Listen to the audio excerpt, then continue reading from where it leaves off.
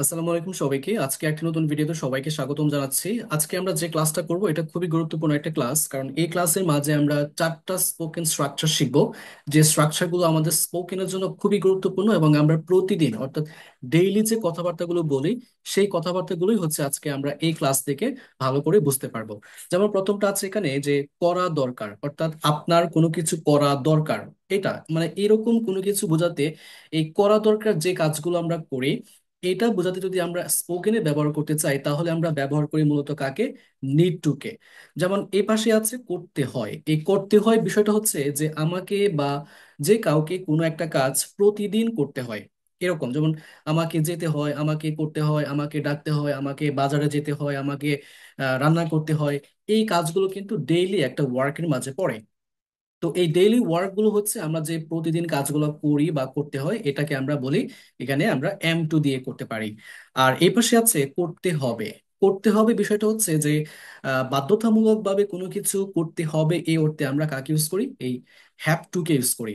So have to এবং has to আছে, যেহেতু আমরা সাবজেক্ট নিয়েছি আই, তাহলে আই এর পরে আমরা হ্যাভ টু কে ব্যবহার করব। তাহলে বাধ্যতামূলক ভাবে কোনো কিছু করতে হবে এই অর্থে আমরা হ্যাভ টু কে ব্যবহার করব। আর এই পাশে আছে করতে হতো, দ্যাট মিনস আমাদের আগে কোনো কিছু করতে হতো এই অর্থে আমরা এই পাস্ট টেন্স হিসেবে আমরা হ্যাড টু কে ব্যবহার করব। যেমন হ্যাড টু, করতে হতো। ওকে, তাহলে আমরা প্রত্যেকটি সেন্টেন্স একদম ক্লিয়ারলি বোঝার জন্য প্রত্যেকটা সেন্টেন্স এখন প্র্যাকটিস করব।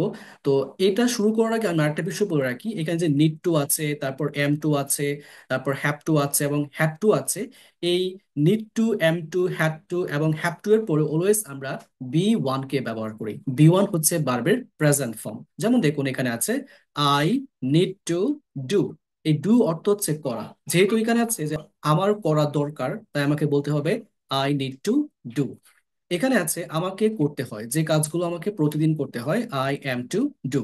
ওকে, আমাকে করতে হবে, আই হ্যাভ টু ডু। আমাকে করতে হতো, অর্থাৎ আমাকে বা আমার আগে কোনোটা কাজ করতে হতো এই অর্থে আমরা হ্যাড টু কে ব্যবহার করব এবং হ্যাড টু এর পরে আমরা ডু হচ্ছে এখানে বি ওয়ান, আমরা বি ওয়ান কে ব্যবহার করব। যেমন I had to do. So এখানে আছে যে আমার যাওয়া দরকার, অর্থাৎ আপনার যাওয়া দরকার, তাহলে আই নিড টু, তারপর এখানে আমাদের গো হচ্ছে যাওয়া, তাহলে এখানে গো হচ্ছে আমাদের বি ওয়ান, আমরা এখানে গো বসাবো। তো I need to go.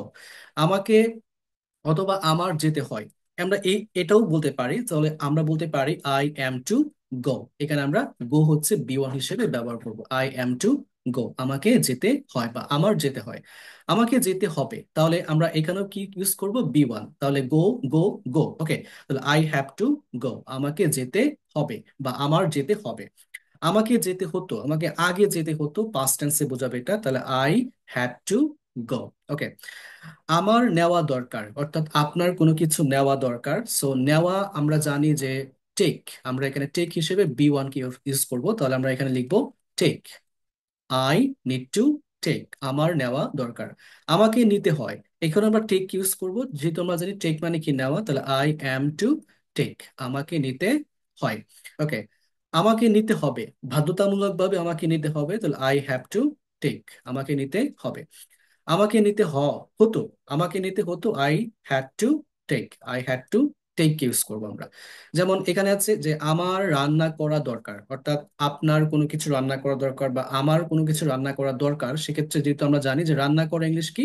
Cook. Cook হচ্ছে বি ওয়ান, তাহলে আই নিড টু কুক, আমার রান্না করা দরকার।